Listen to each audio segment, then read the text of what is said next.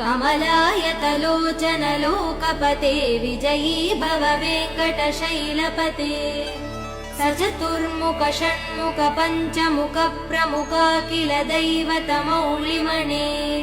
शरणागत वत्सल सारनिधे परिपालय मां वृषशैलपते